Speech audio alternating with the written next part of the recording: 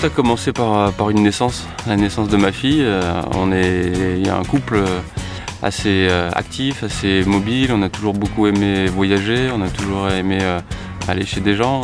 L'arrivée du deuxième, on a vraiment réalisé que c'était difficile de continuer à mener la vie qu'on aimait vivre avec les enfants. Et j'ai trouvé ça vraiment dommage. Je suis convaincu que des enfants s'épanouissent lorsque les parents sont heureux. Je suis convaincu qu'on peut apporter à ces enfants énormément en leur faisant partager la curiosité que nous avons en tant que parents. Et pour leur faire partager ça, on a besoin d'être mobile, de bouger sans entrave à la liberté, sans contrainte. Ce que j'ai constaté à ce moment-là, c'est qu'il n'existait pas sur le marché des produits qui pouvaient satisfaire les besoins que j'avais. Les produits qui soient simples, les produits qui soient légers, et les produits qui puissent m'accompagner dans ma mobilité et dans ma liberté. À partir de ce moment-là, j'ai commencé à moi-même fabriquer des prototypes. J'ai commencé à partir en vacances avec mes enfants et avec ma famille, avec des objets que j'avais fabriqués moi-même, tout simplement parce que les besoins que j'avais n'étaient pas satisfaits aujourd'hui par les produits qui existaient. Ceux qui étaient disponibles étaient soit trop lourds, soit trop encombrants, soit pas pratiques à monter. Et au final, ils constituaient plutôt une entrave à ma mobilité qu'une aide à ma liberté. Et ça m'a confirmé dans l'idée qu'il y avait vraiment des choses à faire par rapport à ça.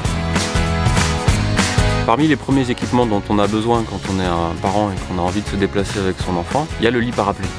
Les lits parapluies d'aujourd'hui ne correspondaient pas à mon besoin. Ils étaient trop lourds par rapport à ce que je voulais faire, ils étaient trop compliqués à monter, trop compliqués à démonter.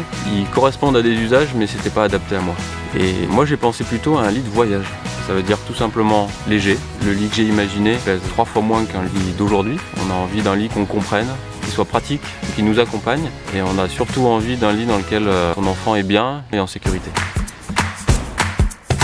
Avec l'équipe de designers, on a surtout réfléchi à la manière la plus simple de le rendre beau, de le rendre esthétique, parce que c'est avant tout un objet dont on a envie. Et on a aussi travaillé sur le fait qu'on puisse le comprendre, simplement, et que les lignes qui étaient tracées puissent évoquer la manière dont cet objet-là va se comporter, dont cet objet-là va se monter, va se démonter. Et ça a été une des lignes directrices de la conception en termes de design.